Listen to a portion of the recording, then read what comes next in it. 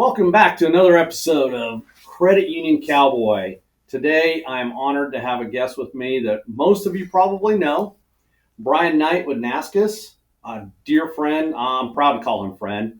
Great guy, probably one of the smartest guys I know. Yes, I'm building you up, Brian, but hey, you are, in all honesty, you probably are one of the smartest guys I know. Interview can only go down from here. I mean, I talked to this guy. He knows so much about our industry and does so much for our industry.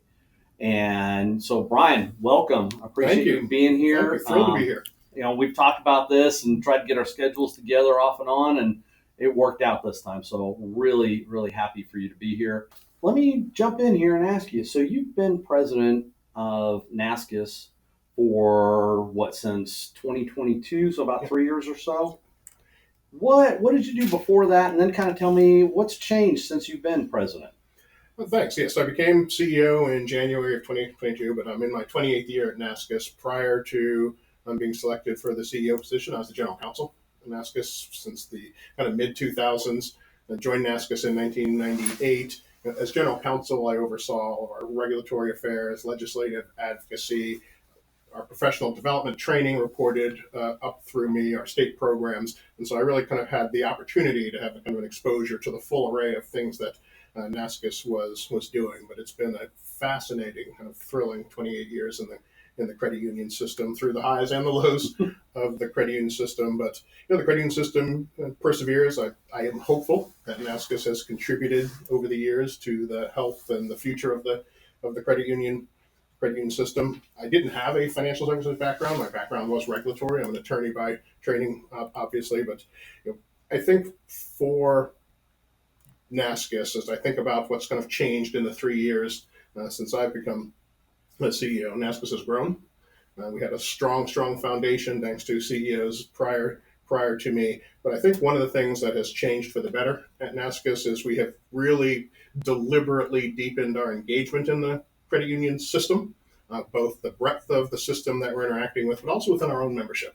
Making a lot of effort to ensure that we're engaging with our credit union and stakeholder members much more deeply. We've created almost half a dozen plus new committees, task forces, and roundtables, both to deepen our engagement with our members, but also to ensure that what NASCUS kind of exists for is to bring all of the perspectives of the credit union system together. As you know, you're involved with us. We were founded as a regulator professional association in 1965, 18 state regulatory agencies, and interestingly enough, a Canadian credit union regulator were the original founders of NASCUS. And for our first about 10 years, that's exclusively what we were. We were the professional association of the regulatory agencies.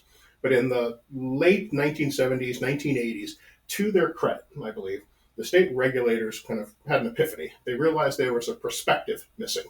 They had coming together, all of the state agencies by that time were members of NASCUS. They would come together, they would talk amongst themselves about the challenges and opportunities in the credit union system, develop policies, go back to their states and implement those policies consistent with their state policies. And they didn't always work the way they thought they would when it was just regulators talking to each other. So they said, we're missing a perspective. And so at that time, they invited the credit union system to join them in the organization to ensure that from a regulator's perspective, they were hearing the perspectives of the credit unions, of the leagues, of other system stakeholders, and as importantly, could share their perspectives as regulators with stakeholders to make sure that everybody understood each other's perspectives, could make the best informed decisions, arrive at the best policy outcomes. And I believe that that's where NASCUS is and what we have done. But I think, is going back to your question, in the last couple of years, really deepening that, expanding those conversations as we address all of the changes. I mean, as you and I have talked about, and I know we talk within NASCUS, the entire financial services system worldwide is going through a massive transformation. And we need to ensure that as that transformation unfolds, credit unions and our credit union system has a place in that future financial services sector. And we're only going to have that place if we have everybody's perspectives and understand where everyone is coming from, leveraging everybody's expertise to ensure that those policy decisions, that right footing of the credit union system can continue. Great story, Brian. Did not know, especially the Canadian part. I did not know about that when it was originated. So you brought us up to where we are today. What do you see for the future of NASCUS? I see, hopefully, more of the same, only better and deeper. As I said, we have lots of challenges and lots of opportunities. With change comes challenge and opportunity. And so I see for NASCUS engaging even more deeply on those issues. One of the things that I'm particularly proud of for NASCUS is I really do think NASCUS has been a thought leader in the credit union system. We spend a lot of time looking beyond the credit union system into the broader financial services sector to see those issues and those ideas that were coming. And we were talking about open banking long before the CFPB engaged on their 8-year odyssey for their rulemaking. We were talking about, at the time, it was virtual currencies. We didn't have cryptocurrencies yet, but we were talking about virtual currencies at NASCUS in 2006, 2 years before Bitcoin was invented, released to the world. And so I see for NASCUS, as we see this transformational change taking place around us, I see us kind of doubling down on trying to look into the future and identifying those trends, those changes in the financial services sector, and again, ensuring that our regulators and our credit unions have a place to ensure that credit union members receive the access and the opportunities that they deserve from their chosen financial institutions. Looking forward to the future, as you mentioned, you and I have had many conversations about different things. In the last 3 years under your leadership, the depth of the committees that we've been a part of has definitely broadened. You've asked me to chair a couple of committees. Currently, I'm on the Small Credit Union Committee, which I'm extremely proud to be the chair of that, and I appreciate that. For those of you who may be viewing and don't know what NASCUS is, it gives kind of a different perspective than our other advocacy groups, because in NASCUS, and correct me if I'm wrong on any of this, Brian, but in NASCUS, we bring the regulators in, and like you were saying, and the credit unions to everybody. And this is state chartered credit unions come together for a perspective that, hey, sometimes we look at things on a regulator point of view, sometimes we look at things on a credit union point of view. There's a median here that we can all discuss and learn from one another. Spot on with basically what I'm saying here. So for our guests who don't know a lot about NASCUS, kind of in a nutshell, anything to add to that? Yeah, that's all. One thing on that is we do obviously have federal credit union members as well. We focus on the state system, but we have about half a dozen federal credit unions that have chosen to join. And I think when we talk to those federals, they're not part of NASCUS because they're looking at converting to a state charter. But to your point, what they have told us is they find that conversation between the state regulators and the state credit unions fascinating because they don't have kind of as robust a forum for that at the federal level. So even though they are federally chartered, they feel that they are informed by watching the state regulators and the credit unions discussing the issues, debating the issues. But to your point, on most of our committees are combined. They're made up of regulators, examiners, credit unions, league folks, other system stakeholders. NASCUS has 2 leadership bodies. I answer to 2 leadership bodies. We have a regulator board of directors. We have a credit union advisory council. We refer to it as our joint leadership. They always meet together, discuss the issues together, set the direction of NASCUS and the policies together. So we really are for that integrated conversation of credit unions, state and federal, credit unions of all sizes, and other system stakeholders as well. And even within our membership bodies, there's not necessarily always a consensus, right? We have 45 different state agencies in the territory of Puerto Rico. They see some of the issues differently. So even among themselves, they're having those conversations and learning from each other. And certainly on our credit union side, not all the credit unions see the world the same way on whatever given issue. So it really is a dynamic give and take back and forth within NASCUS, which helps inform our engagement with the broader credit union system. So Brian, we got some recent news about the CFPB out of the administration, other areas that basically it looks like it's going away. Can you give some insight on from yourself, from NASCUS, on what you think is happening here, good, bad, or indifferent? It has been interesting watching the kind of debate internally within the administration back and forth on the future of the CFPB. At a staff level at NASCUS, we talk about this all the time on our staff. Nicole Sebron is the point on CFPB, and she and I have been debating this. She has foreseen this when I was like, I don't think it's going to go away. And she's like, I think it's going to go away. Certainly the latest news out on the funding seems to indicate that might be the direction that it's going. We don't have any privileged inside information as to what the ultimate fate of the CFPB is going to be.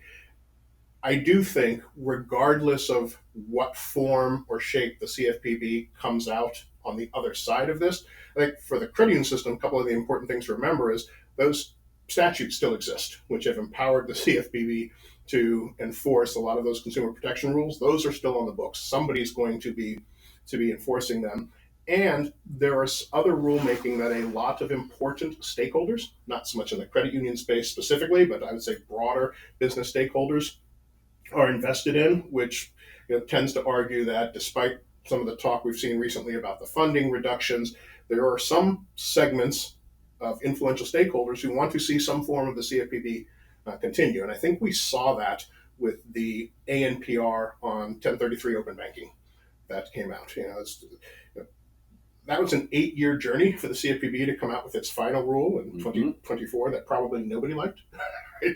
Outside of the ledger you're on. But I think the fact that they issued an ANPR asking for more information, and when you look at the questions they ask in that ANPR and the questions that they don't ask, I think if you can read the tea leaves, it gives you some insight into what's going on behind the scenes. What we've always said when you look at open banking is that, and I'll just use the term very broadly, fintech obviously want open banking. They want a rule. They want access to that data.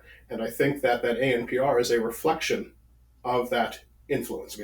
The administration stopped defending the open banking rule that was being challenged in court. You then, in response to that, had a fintech petition the court to step into the shoes of the CFPB to defend the final rule. You had the announcement out of a couple large financial institutions that they would probably proceed along their development of open banking, but we're going to charge for that data, which the original rule had prohibited. And then you see, I think, fintech industry going directly to Washington, bypassing the courts and saying, we want you to revisit the open banking rule. We want an open banking rule. We want a roadmap to be able to access that data at financial institutions. So that desire is still there. That industry was one of the largest contributors to any political campaign. So they have a desire for something that the CFPB is doing. And I think that kind of argues against the CFPB going away in its entirety, because somebody is going to have to fill that void and provide that roadmap for something that I don't think is going away. Right? Open banking will be here. It's already here in some context, and so somebody has to enforce it. So what's going to happen with the CFPB? Not 100% sure. Certainly, the latest news looks like either a completely defunded or shell of an agency might exist, but I'm still not 100% sure that will be the final outcome. Well, and you hit on an interesting point there where all these rules and regs that are out there, someone's going to have to administrate. So, do we leave a shell of a CFPB to administrate these things along with the open banking different regs?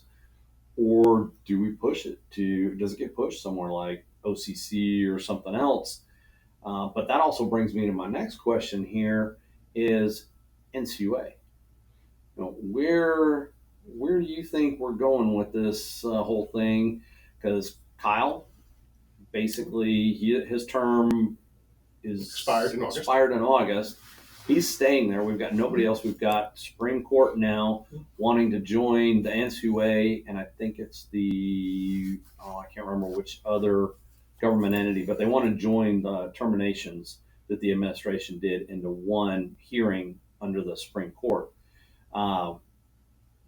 There's been talk of, the Fed actually administering everything, FDIC, everything else. And I think you and I had that conversation a while back where the Fed would be kind of the parent company, and we've got offshoots of FDIC and another, whether it be NCUA or somebody else.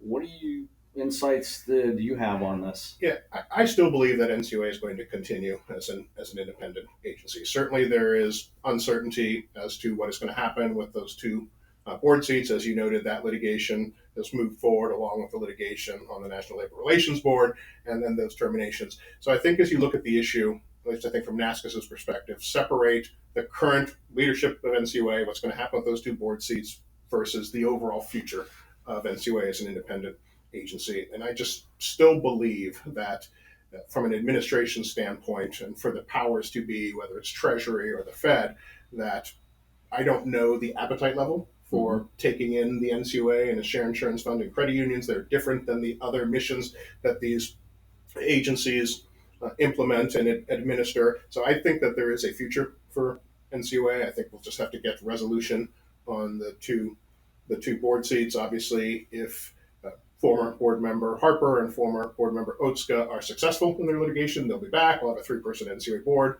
Life will go forward. If they are ultimately unsuccessful, that might accelerate replacement of those two seats. I could see a scenario where a potential board member, might be looking at it and saying, "Well, I'm not sure I want to take this, given the uncertainty around the litigation, unless I'm already in Washington," and things of that nature. So I think with clarity on the federal litigation over independent agencies, you might see a resolution there. But at this point, I am not convinced that NCUA is headed for being folded in or made a sub office in a kind of financial services reorganization. Exactly. I'm glad to hear that, because as a natural person credit union, I want NCUA to survive. I don't want to be under Treasury, Fed, or anybody else. NCUA is our regulator, or insurer, depending upon what your charter is and everything. But I definitely want to see NCUA stay. I just hope they get this thing resolved. Supreme Court hears it, kicks it out one way or another, whatever it is, get a resolution to it so we can move on with things. So let's circle back now, back to NASCUS. Just giving you my perspective, and so our viewers listening too, as somebody who's been with NASCUS for years. We joined. I can't remember. It's been a long time ago we joined, but we get a lot of value out of it. And as years go by, That's good to hear. yeah, as years go by, there's more value that comes out of NASCUS for us. Tomorrow we've got a director's college here in Nashville. Yes. I know you put those on different locations and so forth. Very intuitive of the things that are going on in our specific area right now. Good time to get together with our regulators and speak to them on a one-on-one level. But some of the other things in the last 3 years that we've talked about here just a little bit ago, the committees. I mean, if nothing else, I would recommend here, if I was talking to somebody who was on the fence about NASCUS, yes, you are definitely in our corner. You're working for us, but these committees you've created, the L&R committee, the small credit union committee, which again I was asked to be chair of, education committee, things like that. These are worth their weight in gold for especially the smaller credit unions. Under 250 million, we get a lot of value out of that, and it's worth the membership in it. We're Embright Credit Union. We're a member of ACU. We're a member of the league. We're a member of NASCUS. We find different things for value out of each one of these organizations. And being a state charter credit union, NASCUS definitely is somebody that we are proud to be a member of, and we get a lot of information out of. So I want to thank you for that, for what you do with that. Again, I've served on boards, been in different advocacy capacities, everything else. But it's truly a great organization to be a member of and to get learning educational experiences from. I appreciate that. So thank you to you, your team, Asida. Nobody can see Asida right now, but she's here. You guys are a great team. We appreciate it. I know as Embright, and I know a lot of my colleagues do too. There's a lot of talk beyond NASCUS events that, hey, are you a member? Yeah, we've done this. This is what they've done for us. So I do appreciate that. Let me get your thoughts on the outlook on 10 years from now, 20 years from now. Where do you think we're going to be as an industry? And I know none of us have a crystal ball. We can't do that. We can throw darts at the wall, project, but just your thoughts, some insight on where do you think we'll be 10, 20 years from now as an industry? I think we'll be an industry that has consolidated more. I think those are the trends that we are seeing. I think we had 162 voluntary mergers last year. Through September of this year, we're at 80 already this year. So the pace has slowed down. I think we'll be a more consolidated industry in 10 years from now. That's just what the numbers indicate. But I also think we'll be a strong industry 10 years from now. As we travel the country and as NASCUS goes around the country talking to our regulatory agencies, talking to our credit unions, as we interact in Washington with the Treasury Department and the Federal Reserve and other policymakers in Washington, what we see is that the credit union system is inherently healthy. It is well funded. It has strong net worth. It has a commitment to service and to its members. All of the hundreds of millions of credit union members across the country have made that choice to get their financial services cooperatively through a credit union. So I actually see a bright future for the credit union system 10 years from now. I think there are going to be challenges, but I don't think they are necessarily unique to the credit union system. I think, quite frankly, depository institutions are going to have challenges as we look at digital finance and we look at the traditional powers and authorities that were granted depository institutions in exchange for the heavy regulation that you all face and that are implemented at the state and federal level. Well, some of those distinctions we've talked about open banking and other initiatives, some of those distinctions are being blurred. And so I think for legacy depository institutions in particular, the next few years are going to be very important to kind of define what are those powers and privileges, or what does the regulatory framework look like for those of us, whether it's a community bank or a credit union, versus those non-traditional, non-depository financial services providers. So I think that challenge faces the credit union system. And again, I don't think it's unique to the credit union system. I think your community bank brothers and sisters are going to be facing those same challenges as well. But I think for the credit union system, I do see 10 years from now, a core of the credit union system still in operation, credit unions of all sizes. And I think this idea that all the small credit unions are going to go away, I have never kind of bought into that. There have always been modestly sized credit unions. In a lot of cases, those modestly sized credit unions are so ingrained into their communities and the folks that they are serving that they'll always be here. So I think we'll always have credit unions on the more modestly sized asset scale. We'll certainly see larger credit unions continue to grow. But I think as a system, the future is potentially bright for the credit union system. I've seen recently, we've seen this at NASCUS, a renewed interest in chartering new credit unions. In fact, we've been building out a resource on de novo charters, tracking down the de novo chartering process state by state. We've had meetings with folks who are out there actively trying to create new charters, figuring out where are there synergies, where can we kind of align and support each other's efforts. Going out and finding new charters is not NASCUS's mission. Certainly providing the information roadmap as to what the process looks like state by state is absolutely in our mission. So we have done that. That's available on our website. So we are seeing that renewed interest in new credit union charters as well. So I think that that's also a good sign for the health of the credit union system, that I think after a period of 2 decades of generally stagnant new charter growth, we're seeing now. Obviously today it is so complicated to launch not just a credit union charter, a depository institution.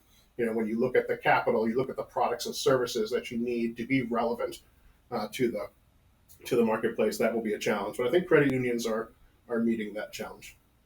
Excellent. Well, it does my heart good to hear that, Brian. Good outlook. So, do you have any closing comments, thoughts that you would like to? Yeah, a couple things. You talked about kind of where we're headed in the future, and you mentioned our committees. And in NASCUS, we have our kind of standing committees that handle big, what I would call portfolio areas, like our L&R committee, which is our largest, most active, made up of a cross section of our membership. We have task forces that work on a very specific issue. We have roundtables, which is those are what I would call discipline specific groups. So for example, we have our AML roundtable that's made up of anti-money laundering, anti-financial crimes professionals from credit unions that come together and meet every other month to talk about all of those issues. All of our committees serve a broader education function. In addition to helping us form policy by getting folks' perspectives and expertise, they also allow us to expand our education mission. You mentioned our directors colleges.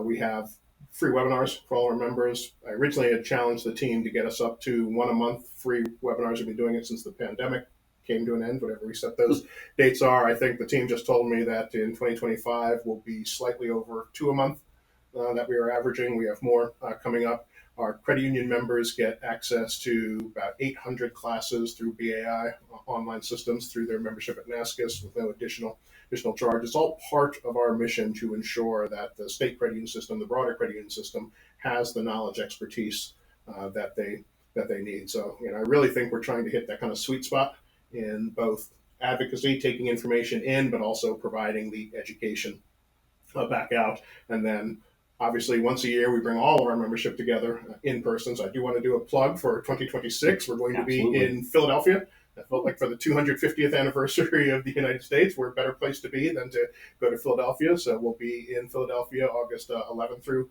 13. I think it's going to be spectacular. Urging everyone to come. You do not have to be a member to come to our annual meeting, but I really would be remiss if I didn't kind of double down on what I said quickly while you're talking at the front, and that's thank you. NASCUS could not do what it does without the active engagement and support of all of our members, our regulatory agencies, our credit unions, but also folks like you who are busy running Enbright and providing the service that your members deserve, but also then taking the time to give to NASCUS by chairing our small credit union committee, which I also want to thank you. The small credit union committee that was created about a year ago was really a driving force. Amy Nelson from Point West Credit Union, as more modestly sized credit unions, asking for a forum where those of you in that asset size, could get together and talk directly to NASCUS and each other. And so we're really doubling down on our efforts there as well to help our more modestly sized members. The largest credit union in the country belongs to NASCUS, but we have 16 members under 20 million. We have about a quarter of all of our members who are under 100 million. And when we look at the credit union space, I firmly believe that we need all of the participants. They all make up the fabric of the credit union system, whether you're the 460 over $1 billion or the over half of all credit unions under 100 million, right? 4,600 credit unions, and about 2,600 of them are under 100 million. We need all of them. They all bring perspectives and strength to the system, and that's how we view it inside NASCUS as well. So we've doubled down on our efforts to be serving our modestly sized credit unions as well as the services we provide to our largest. But again, we're only able to do that with the contributions of time and expertise we get from our active members like you. So thank you for all you've done for the years for both NASCUS, for Enbright, and for the credit union system as a whole. Thank you, everybody. I appreciate you tuning in for another episode of Credit Union Cowboy. And Brian, as always, thank you for the friendship. Thank you for being here. I mean, again, got to close out. Probably one of the smartest guys I know in our world.